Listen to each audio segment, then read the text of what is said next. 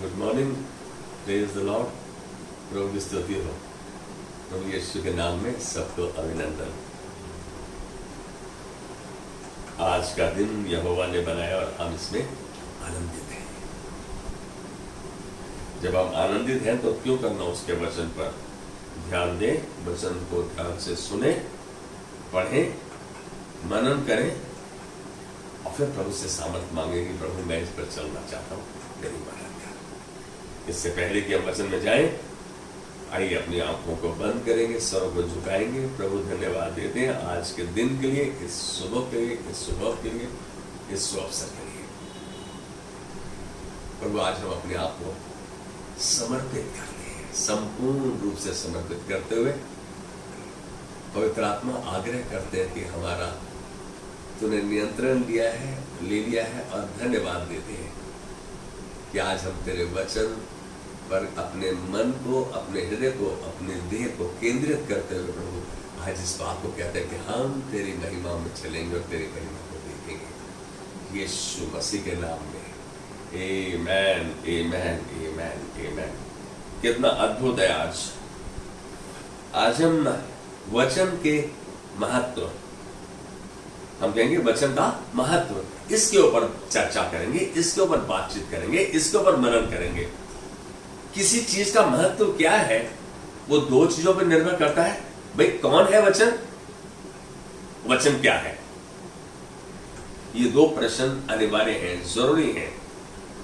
जब तक हम जानते नहीं कि कौन क्या है, हम उसमें रुचि नहीं लेते, हमारी रुचि उभरती नहीं, हमारा उसमें कोई इंटरेस्ट नहीं है। लेकिन आज हम ये देख रहे हैं कि वचन कौन है। पहला प्रश्न, वचन कौन है? परमेश्वर का पुत्र यीशु। वचन कौन है? परमेश्वर का पुत्र यीशु। यदि हम इस बात को यूहन्ना 1:1 में देखें, आदि में वचन था, वचन परमेश्वर के साथ था, वचन परमेश्वर था, जो कुछ उत्पन्न हुआ सब उसी के द्वारा उत्पन्न हुआ, परमेश्वर के साथ था ये वचन। वचन 1:14 में बोलता है वचन देहधारी हुआ। यूहन्ना के 1:14 में वचन देहधारी हुआ और उसने हमारे मध्य डेरा किया। 1:12 में बोलता है जितनों ने उसको ग्रहण किया, वचन को, यीशु मसीह को, उसने उन्हें परमेश्वर की संतान होने का अधिकार दिया। आप बात को समझ रहे हैं? वचन कौन है? परमेश्वर का पुत्र यीशु। वचन क्या है? रोमियो 1:16 इस बात की पुष्टि करता है कि वचन सामर्थ है उद्धार तक के लिए। वचन पावर हाउस है, सामर्थ है उद्धार तक के लिए। क्या हम वचन को ऐसा करके ग्रहण कर रहे हैं, समझ रहे हैं? भजन संहिता 119 का 105 में बोलता है कि वचन मेरे पांव के लिए दीपक, मेरी राह के लिए उजियारा है। कितना अद्भुत बात है ये। यूहन्ना 6:23 में बोलता है यीशु मसीह की जो वचन मैं तुमसे बात कर रहा हूं, जो बातें मैं तुमसे कह रहा हूं, वे आत्मा है, वचन आत्मा है। यूहन्ना 1:1 में बोलता है वचन जीवन का सोता है, सब कुछ उसी के द्वारा उत्पन्न हुआ। आप समझ रहे हैं? वचन सृष्टि करता है। यूहन्ना 1:1, यदि ध्यान से उस वचन को देखें, वचन सत्य है। यूहन्ना 14:6 में यीशु ने बोला ना, मार्ग, सत्य और जीवन मैं ही हूं। वचन सत्य है। सच में यदि हम मार्ग को देखना चाहते हैं तो भी हम यीशु को देखें, उसके वचन को सुने।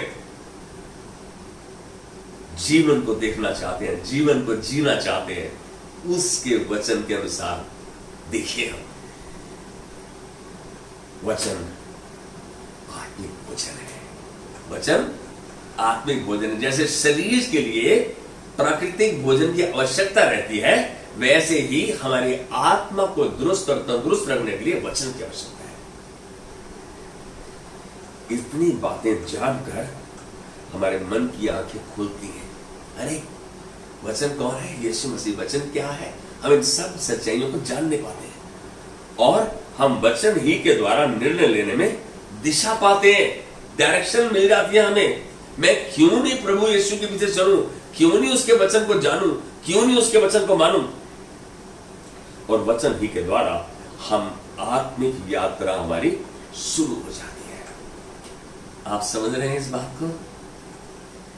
बहुत जरूरी है कि वचन कौन है और वचन क्या है, ये जानकर आज हम एक वचन पर ध्यान देंगे अपने आप को, जिसके द्वारा आपको मालूम पड़ेगा कि वचन क्या है। सच में पौलुस ने कहा कि मैं परमेश्वर के सुसमाचार सुनाने से लज्जाता नहीं, वचन तो सामर्थ्य उद्धार तक के लिए। रोमियो में 1:16 में उसने इस प्रकार खुलासा किया कि लोग शायद इसको बेकार समझते हो, लेकिन वचन हमारे लिए जो विश्वास करते हैं उनके लिए सामर्थ्य उद्धार तक के लिए। आइए अपने पवित्र शास्त्र में 2 कुरिन्थियों 5 का 7वीं आयत देखेंगे, और वो वचन इस प्रकार है। ध्यान से सोचना, ध्यान से सुनना। आज का वचन आपके लिए है। हम सोच संसारिक बना चुके हैं। हम जितना मर्जी वचन को बोले, वचन को पढ़े, लेकिन हमारी सोच जब तक नहीं बदलेगी तब तक कुछ नहीं बदलेगा, क्योंकि सोच आपको प्रोवोक करती है। Your thoughts provoke you to act, और वो प्रभु के वचन के आधार पर होनी चाहिए। हम यहां देख रहे हैं 2 कुरिन्थियों 5 का 17 में, इसलिए यदि कोई मसीह में है, यदि कोई मसीह में है तो वह नई सृष्टि है। नई सृष्टि है, पुरानी बातें बीत गई, देखो सब बातें नई हो गई हैं। ये वचन 2 कुरिन्थियों 5 का 17 है।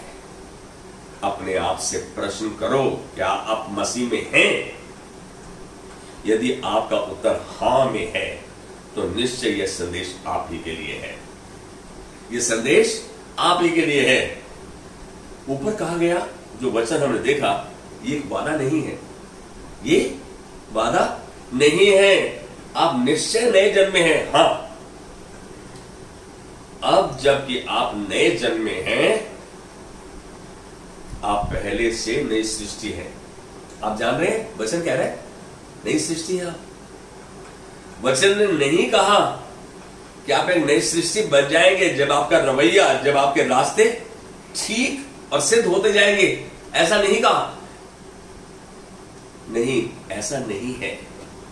योग्यता, आपकी काबिलियत, आपकी पहुंच, आपका धन, आपके कॉन्ट्रैक्ट्स, आपकी पावर पोजीशन में नहीं है। किस में है योग्यता? योग्यता मसीह में होना है। यदि कोई मसीह में है, मेरी बात को समझो, हम कह दें मसीह में है, लेकिन क्या हमारा चाल चलन, हमारे मुख के शब्द वचन के साथ संतुलन में आते हैं? क्या उसके साथ मेल खाते हैं? हम तो मसीह में आकर भी संसार के रीति रिवाज, चाल चलन, सोच को नहीं तब्दील कर रहे। इसका मतलब हम वचन को अंदर तक ग्रहण नहीं कर पा रहे, हमने अंदर तक ग्रहण नहीं किया है, हम इस बात को नहीं समझ पा रहे। आपको बुरा लगता है तो लगने दो, क्योंकि आप देखते हो बीमार हो तो आप कह रहे हो मेरे को डायबिटीज है, मेरे को ब्लड प्रेशर है, मेरे को कैंसर है, मेरे को मेरी देह में जान नहीं है। आप क्या कह रहे हैं? आप तो नई सृष्टि है परमेश्वर के वचन के अनुसार। तो ये बातें कहां से निकल रही हैं? ये क्या परमेश्वर की ओर से है? नहीं। यदि हम इस वचन को ध्यान से देखें, 2 कुरिन्थियों 5 के 17 के वचन को ध्यान से देखें, आखिरी भाग कहता है, देखो सब बातें नई हो गई हैं। आपने जैसे मसीह यीशु को प्रभु जानकर अपने हृदय में आमंत्रित किया और उसे ग्रहण किया, उसी समय सब बदलाव हो गया। लेकिन आपको तो ये पता ही नहीं। आपने तो इसको बस एक फॉर्मेलिटी के रूप में, बस शब्द के रूप में कह दिया। आपको पादरी ने कहा, जो आपने कह दिया सर, या जिसने आपको अगुवाई की। आप ये बात को जानना, वचन को जानना, वचन को समझना, वचन को प्रभु की नजर से देखना कितना अनिवार्य है। हम तो अपने हिसाब से सोच रहे हैं। क्या कहें हम कैसे सोच रहे हैं? अपने हिसाब से। मैं एक आपको उदाहरण दे रहा है, नीति वचन 3 का 5 और 6 क्या होता है? तुम अपनी समझ का सहारा मत लेना। अपनी समझ का सहारा मत लेना। हमको बुखार होता, हम क्या बोलते हैं? हमको बुखार है। हम क्या कहते हैं कि मैं उसके घोड़े खाए जाने से चंगा हो चुका है। पहला पता है 2 का 24 कहते हैं? नहीं कहते। हम किसके साथ चल रहे हैं? हम चिन्हों के साथ चल रहे हैं, जो हमें सिम्टम्स के साथ चल रहे हैं। हम जो हमें महसूस हो रहा है, जो संसारी रूप में हमें महसूस हो रहा है, हम वही कह रहे हैं ना। जब कह रहे हैं तो हम कहां मसीह में? नई सृष्टि कहां है? बिल्कुल नए हो चुके हैं। सब पुरानी वस्तुएं बीत गई, सब जा चुका है, खत्म हो चुका पुराना। इस बात को कहां आपने हृदय की गहराई में लिया है? कह रहे देखो सब बातें नई हो गई हैं। ये बात, इसका अर्थ क्या है? वचन के द्वारा देखिए इसको, आत्मिक रूप से देखिए इसको, अपनी इंद्रियों के अनुसार नहीं, अपनी सोच के अनुसार नहीं, अपनी समझ के अनुसार नहीं कि आप नए हो गए हैं। वो आपको नया नहीं करेगा। इससे कोई फर्क नहीं पड़ता, कोई अंतर नहीं आता कि मसीह को हृदय देने से पहले आपकी दशा कैसी थी, आपका जीवन किस प्रकार का था, कोई फर्क नहीं पड़ता। जब आप नए जन्मे हैं तो सब बातें, सब वस्तुएं बदल गई हैं, बदल गई है। ये बात क्या हमने समझी? नहीं। हमारे चरित्र, हमारे शब्द, हमारी सोच फिर वही रहती है। सब कुछ नया हो गया है, ये बात को जान लो। कौन जो मसीह में, एक बार अपने अंदर झांक कर देखो, क्या मैं सच में मसीह में हुआ? तो ये बातें नहीं हो गई ना। क्या या तो आप सच बोल रहे, या प्रभु झूठ बोल रहा है, या प्रभु सच है तो आप झूठ है। क्या हम इस बात को जान रहे हैं? ऊपर कहे गए वचन के आखिरी भाग के शब्द देखो, इस शब्द देखो शब्द पर ध्यान दो, केंद्रित करो अपने मन को। इसका अर्थ है परमेश्वर के दृष्टिकोण से, परमेश्वर के नजरिए से देखिए। वो नहीं देखे जो हमें दर्पण में दिख रहा है, शीशे में दिख रहा है, उसको नहीं, उसको ग्रहण मत कीजिए, क्योंकि परमेश्वर का वचन कह रहा है आप नए हो गए हैं, सब बदल गया है। आत्मा के द्वारा देखो भाई, वचन के द्वारा देखो। यीशु के अनुसार आत्मा क्या है? वचन आत्मा है। यूहन्ना 6:63 आत्मा के अनुसार। वो यीशु बोल रहा है कि जो वचन, जो बातें मैं तुमसे कहता हूं वे आत्मा है, वचन आत्मा है। हो सकता है कि आप एक हृदय की परेशानी से पैदा हुए हो, पुरानी बातें बीत गई हैं, पुरानी वस्तुएं बीत गई हैं, वह खून की बीमारी जा चुकी है, वो कैंसर आपके शरीर से निकल चुका है, वह पुरानी आदतें चली गई हैं, बीता हुआ सब खत्म हो चुका है। आप जानते हैं इस बात को, वचन के अनुसार सब खत्म हो चुका है। लेकिन हम तो छोड़ते नहीं पुरानी बातों को, बिल्कुल अटके रहते हैं, उनको अपनी फायदे के लिए कभी इस्तेमाल करते हैं। परमेश्वर की महिमा हो कि आप बिल्कुल नए हो चुके हैं, आप बिल्कुल नए हो चुके हैं। आज यदि आप ये महसूस करें, प्रभु जो तूने वचन में कहा वो सच है और मैं बिल्कुल नया हूं, आज सब कुछ तूने मेरे विचारों को, मेरे हृदय को, मेरे शरीर को, संपूर्णता को तूने नया कर दिया है, मैं बिल्कुल नया हुआ। नीति वचन 4:22, मैं 20 से 22 कहने में अच्छा लगेगा मुझको। कहता है, हे मेरे पुत्र, मेरे वचन ध्यान धर के सुन, अपना कान इन बातों पर लगा, इनको अपनी आंखों की ओट ना होने दे, वरन इसको अपने मन में धारण कर। कहता है जिसको प्राप्त होती है उसके जीवित रहने का, उसके सारे शरीर के चंगा रहने का कारण होता है। आप समझ रहे हैं क्या इस सच्चाई को कि आप नई सृष्टि हैं, सब पुरानी बातें बीत गई हैं। यहां कह रहा है वचन जिसको ग्रहण होता है, ये वचन जिसको ग्रहण होता है उसके जीवित रहने का, उसके सारे शरीर के चंगा रहने का कारण होता है। तो हम इस वचन को ग्रहण करें, जैसा है वैसे ही। क्या हमने इस सच्चाई को जाना? एक वचन के ऊपर ध्यान दे रहा हूं मैं कि हम सब नए हो चुके हुए, पुरानी बातें बीत चुकी है, सब सोच बदल चुकी है, अब मैं नया हूं, अब मेरी देह बिल्कुल चंगी है, मेरे प्रभु ने मेरे विचारों को बिल्कुल नया कर दिया है, अपने वचन के संतुलन में लिया है। यहां तक कि आपके जीवन की सकारात्मक वस्तुएं भी बेहतर वस्तुओं से बदली जा चुकी है। आप जिनको बहुत ठीक समझते हो ना, वो भी बदली जा चुकी है परमेश्वर के अनुसार। इस चेतना को, इस जागरूकता को बनाए रखिए और इस सच्चाई को अपने हृदय में गहराई में जाने दीजिए। मेरी बात को समझ रहे हैं? वचन कितना मुख्य है। हम एक वचन को ध्यान दें तो हम उसी वचन में असफल हो जाते हैं। उसी वचन को समझने के बाद भी उसको लागू नहीं करते हम अपने जीवन में। सच बात तो यही है कि हमारे अपने मन का सहारा, अपने दिमाग का, अपनी सोच का सहारा ज्यादा लेते हैं, अपनी बुद्धि का, अपनी समझ का, अपनी इंटेलेक्ट का, लेकिन प्रभु के वचन का सहारा नहीं लेते। यीशु मसीह ने कहा ना, मांगो तो तुम्हें दिया जाएगा, खटखटाओ तो तुम्हारे खोला जाएगा, ढूंढो तो तुम पाओगे। क्या हम उसके वचन का, प्रभु का सहारा लेते हैं? क्या उसको थामे रहते हैं? क्या उसके वचन को उसको याद दिलाते हैं, प्रभु तूने कहा? हम तो इस संसार में रह के बिल्कुल भौतिक हो चुके हैं, सांसारिक हो चुके हैं, लेकिन आज आवश्यकता है वचन को जानने की, समझने की, और जैसा है वैसे ही अपने हृदय की गहराई तक लेने की। कितना महत्व है ये वचन, आपके जीवन को नया कर रहा है। आपकी सारी बीती हुई वस्तुओं को, सब चीजों को जो पुरानी थी, बेकार थी, शैतान की थी, सब खत्म कर चुका है, हो चुका है खत्म। क्या हम इस बात को जानते हैं? जब खत्म हो गया तो फिर हम उसको क्यों याद करते हैं? मैं कहूंगा कि अपने आप को और अपने जीवन को वचन के द्वारा देखिए, अपने आप को और इस जीवन को वचन के द्वारा देखिए। अब जब आप नए जन्मे हैं, मेरी बात को समझ लो, अब आप समझ लो कि आप बिल्कुल नए हैं, सब बातें बीती हैं, सब नई हो चुकी हैं। जब आप नए जन्मे हैं, नई सृष्टि है, तो 2 कुरिन्थियों 5:18 क्या कहता है? आपके जीवन की सारी वस्तुएं परमेश्वर की हैं। अब किसकी हैं?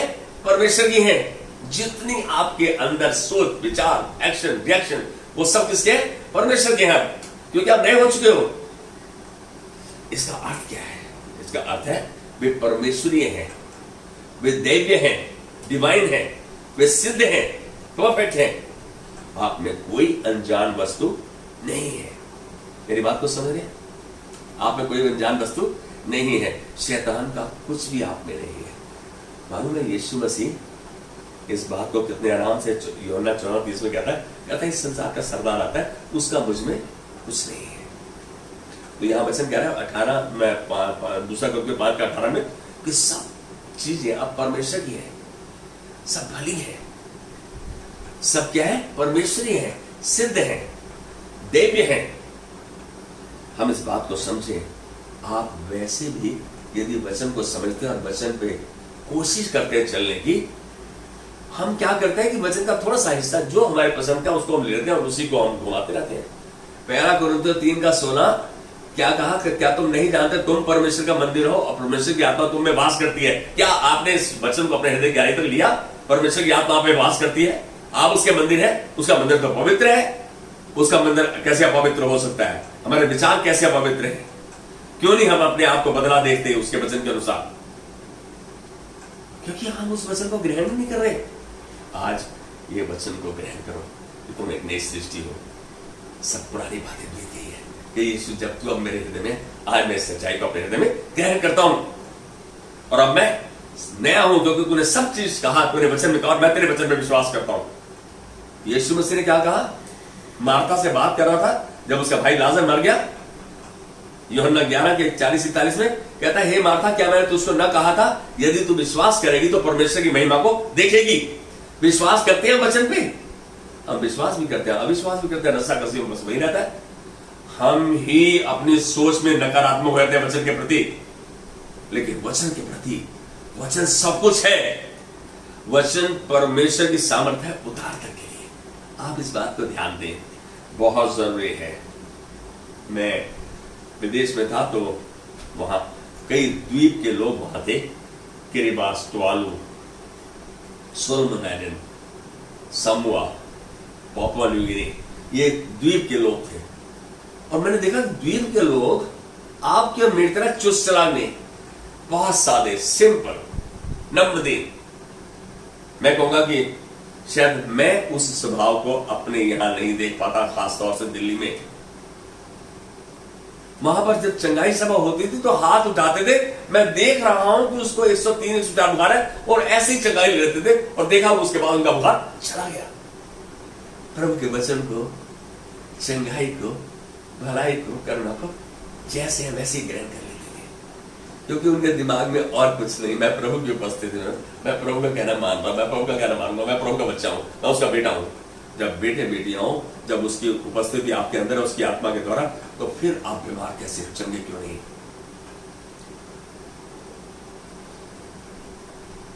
हम भी यदि प्रभु के वचन के संतुलन में आए और प्रभु के वचन के अनुसार अपने जीवन जिए, तो बिल्कुल अपने जैसा हमें बनाता जाएगा, लगातार वैसे बनाता जाएगा। जैसा सोचोगे, जैसा कहोगे, वैसा हो जाएगा। यदि आपका सोचना और कहना वचन के अनुसार है, उसके आधार पे है, उसके संतुलन में है, तो वैसा हो जाएगा। प्रभु अपने वचन के प्रति वचनबद्ध है। He backs his word, he supports his word, his word will never go void। उसका वचन कभी खाली नहीं जाएगा। जिस कार्य के लिए भेजा गया वो कार्य करके आएगा। आप इस बात को जानते हैं? प्रभु is true to his word। प्रभु अपने वचन का पक्का है।